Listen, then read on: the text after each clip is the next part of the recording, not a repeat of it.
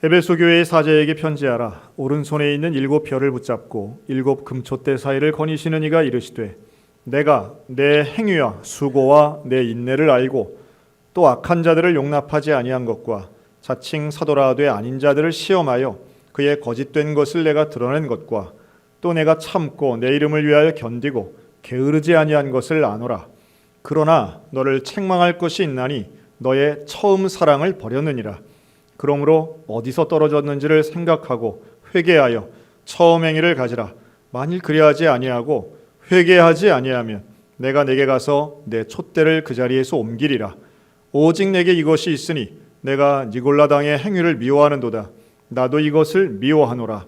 귀 있는 자는 성령이 교회들에게 하시는 말씀을 들을지어다.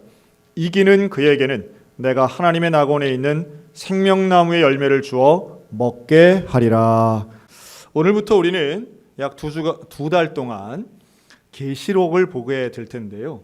교회 회복을 위한 7교회 시리즈 설교를 하도록 하겠습니다. 소위 말하는 소아시아 교회 7교회가 되겠는데요. 이 7교회의 이름을 외우기 위해서 우리가 이제 이렇게도 합니다. 한번 따라할까요?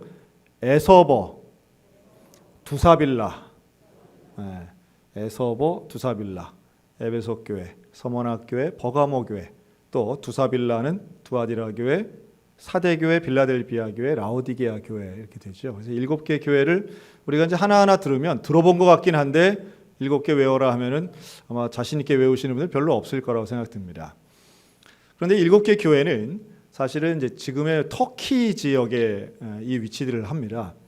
그리고 이 소아시아라고 얘기할 때는 사실 아시아 쪽에 방점이 좀 있는데요. 그런데 터키는 원래 유럽과 아시아를 거의 이제 맞붙어 있는 경계선에 있는 나라죠. 그래서 보스포러스 해협이라고 해서 이스탄불 가운데 있는 그 보스포러스 해협이 유럽과 아시아를 나눈다 이렇게 알려져 있습니다. 그런 면에서 이 소아시아 교회 7군데는 터키의 서부 지역입니다. 그러다 보니 엄밀하게 따진다면 지금은 유럽에 해당되는 지역이라고 볼 수 있는데요.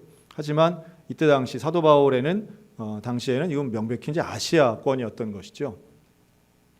이 7군데는 사도 요한이 관심을 가지고 반모섬에서 계시록을 쓰면서 이들에게 편지를 보냈고요. 그 편지의 일부분이 바로 이 교회들을 향한 내용들이었습니다.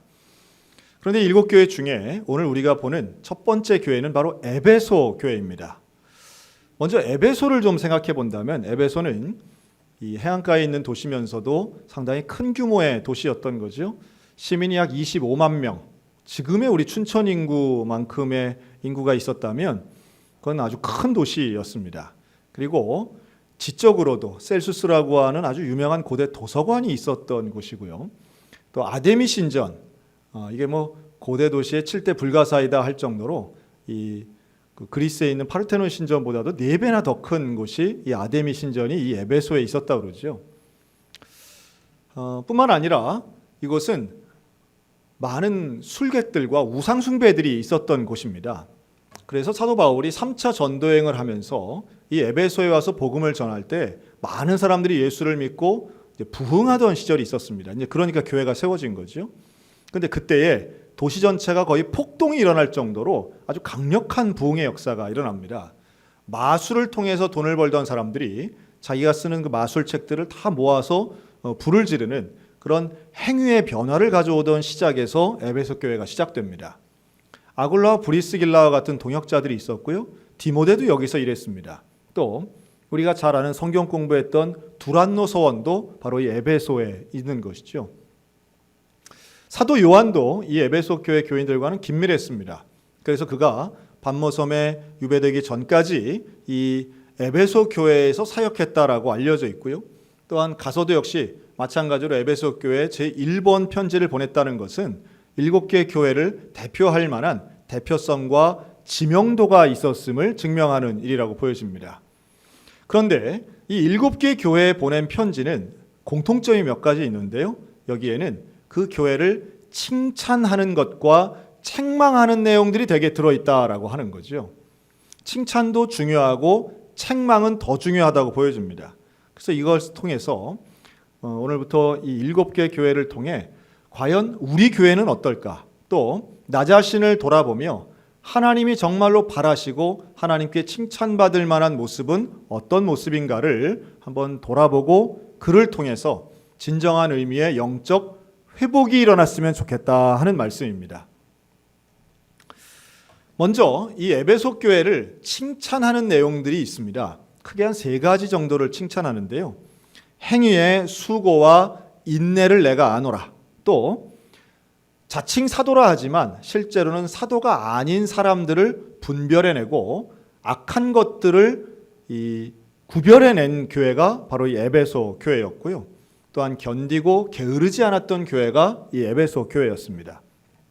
제가 이걸 좀 한마디로 표현한다면 에베소 교회는 당시의 에베소 도시 자체의 분위기처럼 이들에게는 수준 높은 학식과 성경에 대한 이해가 있었고, 그리고 게으르지 않고 성실하게 일했던 실력 있는 교회였다, 이렇게 말할 수 있습니다. 오늘날에도 사회적으로 성공하기 위해서는 실력 있는 사람이 성실하게 일하면 잘 되지 않겠습니까? 우리가 상식적으로 생각할 때 이제 그런 얘기를 하는데, 에베소 교회가 그런 교회였다는 거예요. 실력도 있고 성실함도 있는 교회, 그게 에베소 교회입니다. 특별히 그에게 실력이라고 하는 것은 영적 분별력인데요. 무엇이 옳은 것인가, 무엇이 하나님 말씀에 합한 것인가를 제대로 분별하여 알 수 있었다는 건 상당한 수준의 영성이 있음을 보여줍니다. 왜냐하면 이때는 기원후 1세기 이때는 아직 성경이 완성되지 않았을 때예요. 구약 성경은 있지만 신약 성경이 없을 때입니다. 그러다 보니 우리가 신약 성경을 이제 정경, 캐논 이렇게 얘기하는데 그것은 기준이란 뜻입니다. 진리가 정리된 신학이 있으면 이게 기준이 돼요. 그래서 누가 어떤 이야기를 하면 이게 옳은지 그른지 기준이 있으면 이걸 판단할 수 있는데 기준이 아직 세워지지 않았을 때라는 겁니다. 이들에게는 사도들의 직접적인 가르침, 또 이들이 보내는 일부 편지들을 통해서 예수님의 말씀에 대해 이해하고 또 가르치기도 하고 전파할 뿐이지 아직 이게 정리가 안 된 거예요. 그러다 보니 엉뚱한 가르침을 가지고 들어와서 교회를 혼란하게 만드는 일들이 참 많았습니다. 오늘 읽은 본문에도 이 니골라당이라는 존재가 나옵니다. 이 니골라당은 니골라라는 사람을 따르는 그룹을 말합니다. 니골라가 누구냐라고 할 때 일부에서는 초대교회 7 집사 중에 한 명이었다는 이야기도 있지만 그건 근거가 좀 약하고요. 어쨌든 니골라가 누군지는 정확하진 않지만 그가 주장한 바는 알 수 있습니다. 이제 이런 걸 좀 극단적인 영지주의라고도 하는데요. 즉 영적인 것은 거룩하고 수준 높고 중요하고 영원하다. 육적인 것은 아주 저급하고 이것은 잠깐이고 이건 불필요하다. 이런 생각을 극단적으로 이분법적으로 가지는 겁니다. 그러다 보니 우리가 구원받을 때는 영적으로 구원받는데 예수를 믿으면 우리가 영혼이 구원받아요. 근데 그 영혼의 구원을 육체가 가로막을 수 없다는 거예요. 일견 들으면 그럴듯하죠. 그런데 그러니까 결론이 어떻게 나냐 하면 그렇기 때문에 예수 믿고 구원받은 사람은 무슨 짓을 해도 괜찮다. 육체로 짓는 것은, 행위로 짓는 죄는 뭘 해도 우리는 구원받는다. 이게 바로 니골라당의 사람들이 했던 이야기예요. 잘못이지요. 명백한 오류가 있는 겁니다. 그리고 이것은 영적인 것과 육적인 것을 구별하여 차별하여 전혀 영향을 미칠 수 없다는 건 아주 잘못된 이야기예요. 육체도 영에 영향을 미치고요. 영도 육에 영향을 미칩니다. 우리 인간의 몸은 이게 함께 있는 것이기 때문이죠. 그래서 영적인 사람일수록 육체의 행위를 더욱 조심해야 되고 경건한 생활을 해야 되면 당연한 겁니다. 그러니까 이런 니골라당이나 또는 영지주의자들 같은 이단들이 초대교회를 상당히 어지럽히고 이 건강한 신학을 못 갖도록 방해를 많이 했는데 이런 것에 넘어간 교회들도 많아요. 하지만 에베소 교회는 바로 그런 면에서 분별하여 이런 니골라당 같은 이단들을 이건 잘못된 거야, 이건 우리가 받아들일 수 없어 라고 명확하게 선을 긋는 지혜롭고 수준 있는 영적인 실력 있는 교회였다라고 하는 겁니다. 좀 좋은 거죠.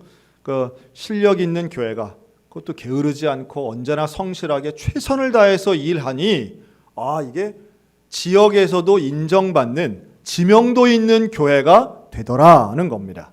자, 그런데 이렇게 칭찬을 3가지나 한 이후에 그러나로 시작하는 4절 말씀에 너를 책망할 것이 있다라고 말씀하죠. 사실은 이 에베소 교회를 이야기할 때 이 부분이 가장 중요한 핵심적 사항이기도 합니다. 책망할 것이 있는데 너의 처음 사랑을 버렸느니라 라고 단언합니다. 그러니까 네가 실력도 있고 성실하기도 하고 상당히 열심을 내기도 했는데 너는 처음 사랑 버린 것이 책망받을 일이야 라고 말씀하는 거예요. 소위 말해 우리가 이제 초심이라고 그러죠. 누구나 초심은 중요하다고 이야기하고 초심을 지켜야 된다고 말하지만 이 부분에 대해서 자기 자신에게 잘 접목하는 경우는 그렇게 많지는 않은 것 같습니다. 내 자신에게 스스로에게 초심을 지킬 수 있고 처음 사랑을 버리지 않는다라고만 해도 변하지 않고 여일한 온전함의 사람이 되리라고 확신하는데요. 이 에베소 교회는 바로 이런 면에서 처음 사랑을 버린 것을 책망받고 있습니다. 오늘 우리의 모습을 한번 잘 살펴봤으면 좋겠습니다. 충남 서산에 가면 그 서산의 유명한 관광지로 해미읍성이라는 곳이 있습니다. 여기는 그 이제 옛날 모습을 이렇게 갖춰놓고 일종의 관광지처럼 지금은 활용되고 있는 곳인데요. 여기에 유명한 식당 중에 이 서산 장금이라는 별명으로 불리는 사장님이 운영하는 작은 한식당이 있습니다. 원래도 맛집으로 유명한 곳인데 이곳이 유명한 백종원 씨가 나오는 골목식당이란 프로그램에 또 나오면서 한 번 더 유명세를 탄 곳입니다. 근데 여기에서는 이 식당이 유명한 것은 이 사장님이 직접 키운 채소를 가지고 직접 조리를 해서 아주 솜씨 있는 손길로 이제 만들고 또 무슨 화학 조미료를 전혀 넣지 않는 우리가 알 수 있는 몸에도 좋고 맛도 좋은 이래서 지역에서도 아주 유명한 맛집인데요. 백종원 씨가 아주 극찬을 하면서 이곳이 전국적인 입소문을 탑니다. 그리고 방송에 나온 지 한 2년여 지나서 최근에 이 해미읍성에 있는 이 식당이 다시 한번 점검에 들어갑니다. 그런데 인터넷에 올라온 사람들의 소비자들의 평가가 어떠냐 하면 야, 맛있다고 해서 갔더니 조미료 범벅이더라. 사장이 불친절하더라. 야, 이거 하나 괜히 갔다. 이런 악평들이 너무 많이 올라오는 거예요. 그래서 이제 점검을 한 거지요. 가서 보니까 실제로 사람들이 이야기한 것처럼 이제 그런 일반적인 식당이 되어버린 겁니다.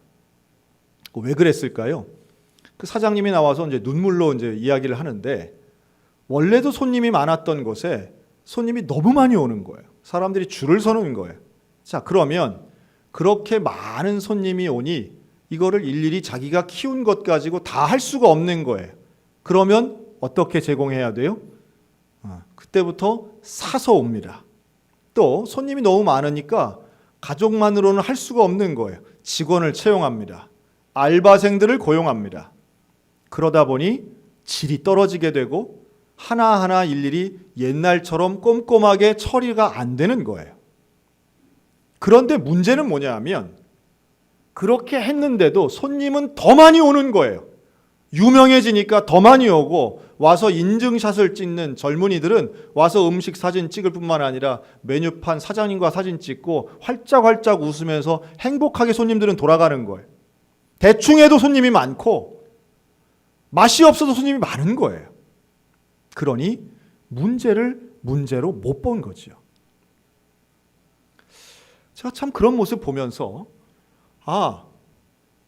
우리가 결국 초심을 유지하기 위해서는 처음 마음이라고 하는 것은 혼자의 어떤 결단이나 여러분 첫 마음이 나쁘다는 사람 아무도 없습니다. 나는 일부러 초심을 잃어버려야지 이런 사람은 저는 그런 사람 못 본 것 같아요. 하지만 환경이나 또는 상황이나 때로는 일이 너무 잘 되기 때문에 초심 따위는 처음 마음 따위는 그렇게 중요하지 않아 라는 생각, 그런 판단 그리고 그런 삶을 살아가며 자연스럽게 옛날과는 다른 모습이 되더라 하는 겁니다. 2015년도에 우리나라에 토니 블레어 전 영국 총리가 온 적이 있습니다. 여러분이 토니 블레어 총리는 1997년 43살의 나이에 역대 최연소 나이에 영국 총리를 합니다. 그리고 마거릿 대처와 함께 제일 최장수 총리를 합니다. 10년 영국 총리를 하는데요. 블레어노믹스 정책, 제3의 길 이러면서 아주 그 당시에 영국의 좋은 시절을 이끌었던 총리이기도 합니다. 그런데 그가 2015년에 한국에 와서 여러 정치인들을 만나고 함께 대화를 했는데요. 그때 당시 누구하고도 만나서 대화를 했냐면 그 안철수라는 정치인과 만나서 대화를 합니다. 근데 그때 했던 대화록이 제가 이제 읽어보니까 너무 참 재밌더라고요. 뭐라고 그러냐면 자기가 43살에 총리가 될 때 너무 좋았답니다. 그런데 실제로 총리가 돼서 총리관저에 가서 그 일을 시작하는데 자기가 너무 모르는 게 많더래요. 영국의 가장 중요한 일들이 최종적으로 결재를 하는 게 자기가 해야 되는 일인데 너무 모르는 게 많아서 처음에 당황하고 걱정하고 염려 많이 했답니다. 그런데 하여튼 인기가 너무 좋아서 이 사람이 토론을 참 잘해요. 인기가 좋아서 총리는 됐는데 그 일이 너무 어렵더래요. 그리고 10년여쯤 되니까 그때는 경력이 쌓이니까 모르는 게 없고 영국의 어떤 일이라도 자기 앞에만 오면 그냥 척척 잘 알아서 잘 처리를 했는데 정말 잘 할 만할 때가 되니까 인기가 없어져가지고 더 이상 총리를 할 수 없었다는 거예요. 누구랑 비슷하냐 하면 안철수 씨랑 좀 비슷한 거예요. 이분이 인기가 많을 때는 정치를 하나도 몰라가지고 당을 잘 못 끌고 이제 좀 정치를 좀 알만하다라고 하니까 인기가 하나도 없어진 거예요. 그러니까 사람이 좀 그런 것 같아요. 실력과 어떤 영성, 또 사람들의 지명도와 실제적인 자기가 할 수 있는 역량, 이런 균형을 잡아가는 것은 사실은 쉬운 일은 아니다라는 겁니다. 저만 봐도 그렇습니다. 20년 전 저와 지금의 저를 비교해 보면 저는 20년 동안 참 많은 경험이 쌓여졌구나 하는 생각을 합니다. 그리고 웬만하면 문제에 대한 해결 능력은 참 많이 쌓여졌구나라는 생각이 들 때가 있습니다. 그러나 20년 전 저를 생각하면 그때의 저는 창의력과 열정이 지금과는 비교할 수 없을 정도로 더 많았었다라는 생각도 듭니다. 교회를 향하신 하나님의 말씀도 바로 이런 지점에서 우리에게 말씀하는 게 아닐까 생각이 들어요. 에베소 교회는 능력과 성실함이 있었어요. 그래서 문제를 해결하는 능력은 너무너무 탁월한 것이죠. 에베소 교회는 이단을 축출하고 잘못된 것을 구별해낼 줄 아는 실력 있는 교회였습니다. 하지만 그에게는 책망받을 만한 것이 있었는데 처음 사랑을 버렸다는 거예요. 어떤 면에서 우리 교회도 그런 부분에 있어서 지금 한국 교회가 100년 넘는 역사를 가지면서 이제는 거의 60년 이상이 된 교회들에게는 비슷하고 공통된 모습들이 나타난다라는 제 개인적인 판단이 있어요. 그것은 2대, 3대, 4대, 이제 100년짜리 교회들은 5대 신앙인들이 많이 나오기 시작합니다. 이런 교회들의 공통점이 무엇인가? 흔들림이 없어요. 안정감이 있어요. 어떤 위기에도 교회를 출석하고 11조원금을 온전하게 내고 그리고 웬만한 문제 앞에서는 교회가 흔들림이 없어요. 그런데 안타깝게도 예배의 감격은 100년 전간 같지 않더라는 거예요. 처음 예수를 믿고 기도를 할 때는 예수님이란 말씀만 생각해도 예수님이라는 이야기만 입에서 나와도 눈물이 흘렀는데 지금은 아무리 짜내려 해도 눈물이 나지 않을 때가 많아요. 찬송가만 하나 불러도 우리의 마음이 뭉클해지고 하나님의 사랑이 느껴지고 십자가만 보아도 너무너무 감사하고 감격해서 하나님 내가 이걸 어떻게 갚을 수 있습니까? 라고 기도하던 시절이 있었는데 이제는 예배당에 나와도 덤덤하고 나오기는 하지만 예배는 드리지만 헌금은 드리지만 우리의 마음에 우리의 심령에 우리의 영혼에 감동과 감격과 하나님을 향한 가슴 벅찬 그런 놀라운 충만한 영성은 메마른 거 아닌가라는 말씀이에요. 여러분, 진정한 일꾼은 일 잘하는 것이 일꾼이 아니라 하나님을 사랑하는 사람이 참된 교회 일꾼이요 하나님의 일꾼인 줄로 믿습니다. 오늘 우리에게 이 깨달음이 있었으면 좋겠어요. 하나님 우리에게 에베소 교회를 통해서 말씀하시려고 하는 건 명확합니다. 하나님은 실력 있는 교회, 성실한 교회보다 하나님 사랑하는 교회, 전심으로 예수를 따르는 교회, 예수님만을 보는 교회, 나의 경륜이나 경험을 의지하는 것이 아니라 예수님을 의지하는 것을 주님은 지금도 원하신다라고 하는 말씀입니다. 사랑하는 성도 여러분, 예수를 그리워하시고 예수를 만나시고 예수님께 집중하셔서 나의 사랑을, 예수님에 대한 나의 사랑을 다시 회복하는 우리 소양교회 되시기를 주님의 이름으로 축원합니다. 유명한 호통 판사로 유명한 천종호 판사라는 분이 있습니다.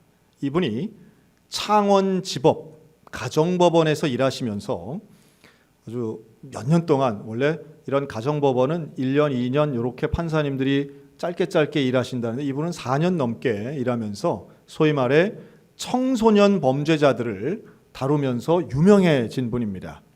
호통 판사란 별명은 바로 거기에 와 있는 청소년들, 촉법소년을 포함해서 이들을 호통을 쳐서 혼내는 것으로 유명했어요. 근데 대개 청소년 범죄자들이 워낙 많기 때문에 한 사람당 5분이 채 걸리지 않습니다. 그 판사가 호통을 친다는 게 왜 이례적이냐 하면, 여러분 하루에 약 50명 정도를 재판한다고 해보세요. 그런데 50명 다 정해져 있는 거예요. 이 범죄 사실이 명확하고 그러면 뭐 며칠, 뭐 소년은 뭐 몇 개월 이렇게 땅땅땅 치는 겁니다. 그냥 대개 한 3, 4분이면 다 끝나는 거예요. 근데 왜 이분이 유명하냐 하면 그 시간 동안 거기에 나오는 수십 명의 아이들이 다 호통을 친 거예요. 왜 쳤느냐? 그래야 이 아이들이 또 그 부모님들이 이게 얼마나 심각한 것인가를 알고 절반 이상은 자신의 잘못에 대해 회개하는 눈물을 흘렸다는 거 아닙니까? 그렇게 해서라도 뭔가 전기를 주고 싶어서 호통을 쳤다는 거. 저는 좀 그분의 인터뷰를 좀 깊이 있게 보니까 이분이 이런 의도로 이런 호통을 쳤구나 하는 것을 알게 됐습니다. 원래 이 천정호 판사님은 경남 산청이 고향인데요. 거기에서 7남매 중에 넷째로 태어납니다. 아주 가난한 집안이었습니다.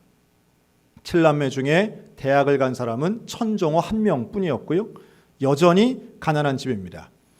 어릴 때부터 교회를 다녔습니다. 그리고 중고등부 때는 회장을 했습니다. 부산에 가면, 경남에 가면 무척산 기도원이라고 유명한 기도원이 있는데요. 이 기도원에 가서 수련회를 했고요. 계절마다. 또 새벽이면 새벽 예배 다니던 소년이었습니다. 공부를 잘했던 것이죠.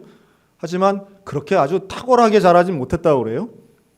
부산법대를 들어가고 사법고시 5수 끝에 사법고시에 통과돼서 그가 연수원에 들어갈 때 가족들 모두가 그에게 큰 기대를 가졌습니다. 당연히 그랬겠죠. 7명 중에 유일하게 대학 가서 사법고시에 합격하고 29살에 사법연수에 들어갔을 때 정말 동네에서는 또 가정에서는 그에게 거는 기대가 컸습니다. 본인도 마찬가지예요. 본인을 대학 가게 하기 위해서 그 누구도, 동생도 고졸에 일하면서 고등학교도 졸업하지 못하고 일하면서 학비를 댔다고 그러죠. 그에게는 책임감이 있었습니다. 그래서 사법연수원을 마치고 그가 임용되면서 제일 먼저 한 것은 매일마다 술자리에 참석하는 일이었습니다. 이렇게 해서 인맥을 가지고 자기가 생각해 보니 자기는 돈을 벌어야 하는데 돈을 벌려고 보니까 판사 일만 해서는 돈이 안 되겠더래요. 그래서 인맥을 쌓고 그리고 올라가야, 위로 올라가야 돈 벌 수 있는 좋은 기회, 제일 중요한 건 전관예우를 통해서 나중에 변호사가 되어야 큰 돈을 벌 수 있겠다. 그래야 우리 부모님도, 그래야 나를 도움, 나 때문에 희생한 나의 형제들에게도 도움 줄 수 있겠다, 이 생각 가지고 술을 마시기 시작했답니다.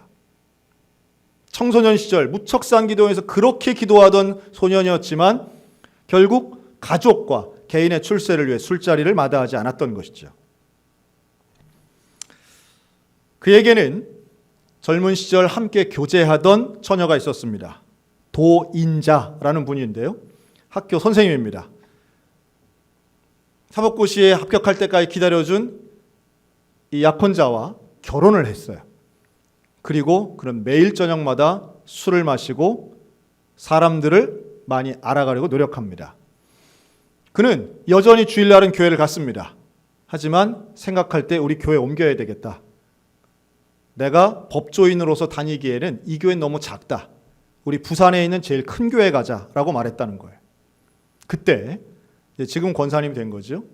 부인인 이 도인자 권사님 뭐라고 얘기했냐면, 당신 이렇게 살려고 판사가 되었습니까? 명예와 부가 그렇게 좋습니까? 하나님과 약속한 것 왜 잊고 살려고 합니까? 이러려면 판사를 그만두십시오. 참 놀랍지 않습니까? 저는 천종호 판사가 정말 어릴 때부터, 청년 때부터 올곧은 길 걸어오신 좋은, 한 번도 흔들림이 없는 사람인 줄 알았어요. 근데 그게 아니더라고요. 부인인 도인자 권사의 말에 그는 충격을 받습니다. 나중에 그가 신문 기자와 인터뷰할 때 썼던 그 기사 제목이 이랬습니다. 아내의 신앙이 나를 소년범의 대부로 만들었다. 이게 기사 제목이었어요. 그의 고백은 명확합니다. 나는 부와 명예, 그것을 향해서 가는 것이 올바른 길인 줄 알았는데 하나님은 내 아내의 입을 통해서 나를 깨우쳐 주셨습니다. 그리고 그가 회개합니다. 나 술 마시지 않겠습니다. 나 출세하지 않겠습니다. 출세가 목적이, 이미 판사 된 것만으로 나는 출세 다 했습니다. 나는 하나님이 원하시는 거 하겠습니다. 그리고 그 주에 부인과 함께 교회 나가서 오늘 원로 장로님이 하신 것처럼 그 작은 교회에서 특송을 합니다. 특송을 하면서 일절이 끝나기 전에 이 천종호 집사가 눈물이 터져서 펑펑 울었다 그래요. 그리고 그는 가정법원에 자청해서 갑니다. 가정법원에 간다는 것이 어떤 의미인지 우리는 잘 모르는데요. 가정법원은 대개 수임료가 적은 청소년 범죄자들이 온다는 거예요. 그러다 보니 여기에 오는 대부분의 보호자는 물론이고 어떤 권력형 비리라든가 이런 게 아니라 말 그대로 가난한 집 아이들이 대부분이 오기 때문에 가정법원에서 아무리 이래도 전관예우를 받을 수 있는 기회라든가 이런 거 얻기가 어려운 곳이 가정법원이랍니다. 그래서 인기가 없다는 거예요. 일반적인 판사들이 별로 가고 싶어 하지 않는다는 거예요. 그런데 이곳에 가서 처음 부산가정법원에 가고 창원가정법원에 가서 이 천종호 판사가 했던 일들은 바로 그 한 영혼, 가장 소외되고 가장 낮은 곳에 있는 그 아이들을 위해서 어떻게 하면 변화시킬까. 그래서 그는 자비를 들여서 청소년 회복센터를 만들고요. 자기가 소년으로 보낸 아이들을 정기적으로 만납니다.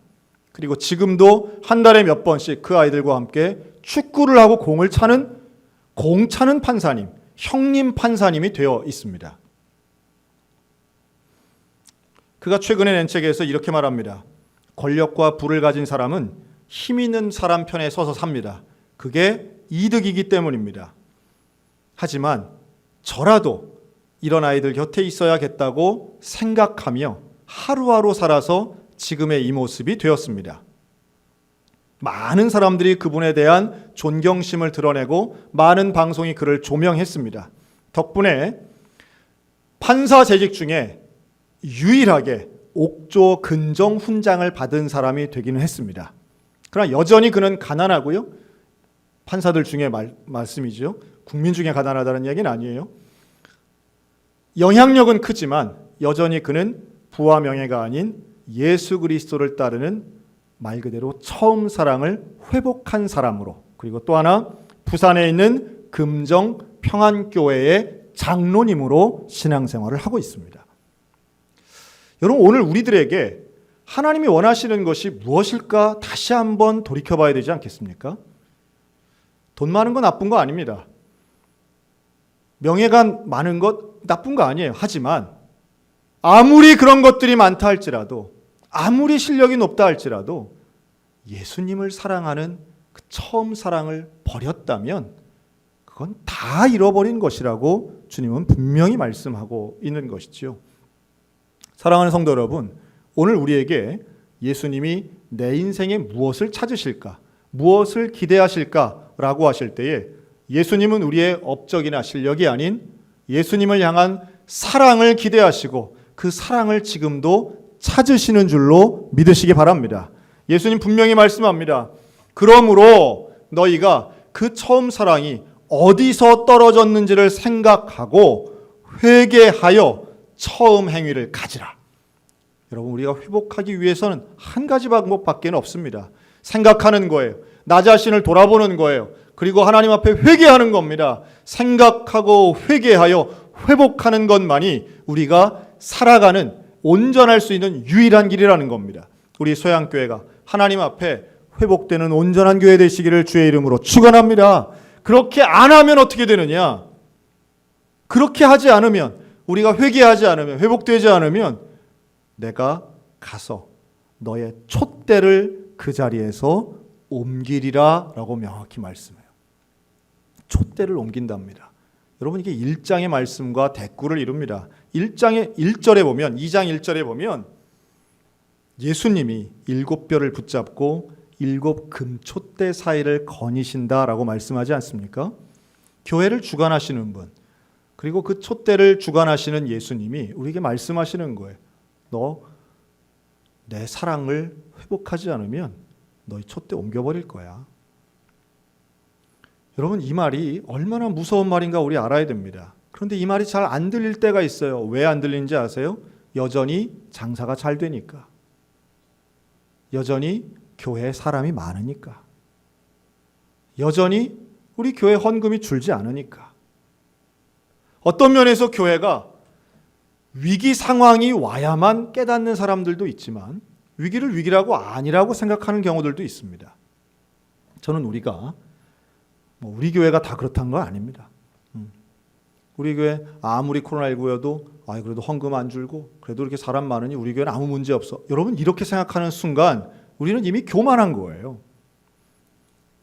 우리 스스로도 그럴 때가 얼마나 많아요.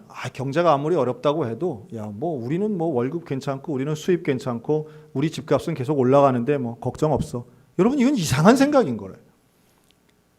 우리 가운데 정말로 온전하다면 우리는 날마다 주님 앞에 낮아지고 회개하며 주의 사랑을 날마다 간구해야 된다는 거예요. 그럴 때 우리의 예배가 회복되고 우리의 영성이 회복되고 기도 가운데 하나님의 놀라운 은혜가, 저는 이 코로나19 사태가 또 한 번에 우리에게 주신 기회라고 저는 믿습니다. 우리의 인생도 가정도 교회도 다시 한번 우리의 바닥을 확인하고 하나님만이, 예수 그리스도만이 우리의 구세주고 우리가 의지할 바고 우리가 간절히 사모해야 될 바인 것을 더 명확하게 볼 수 있는 기회가 바로 지금이라고 하는 말씀이에요. 여러분, 우리 모두에게 처음 사랑이 혹시라도 내가 예배의 감격이 사라지고 기도의 간절함이 줄어들었다면 내가 그 처음 사랑을 어디서 떨어뜨렸는지 다시 한번 생각하고 주님 앞에 나와 회개하며 놀라운 회복의 역사, 은혜의 감동의 역사를 회복하는 저와 여러분들 다 되시기를 우리 주님의 이름으로 축원합니다.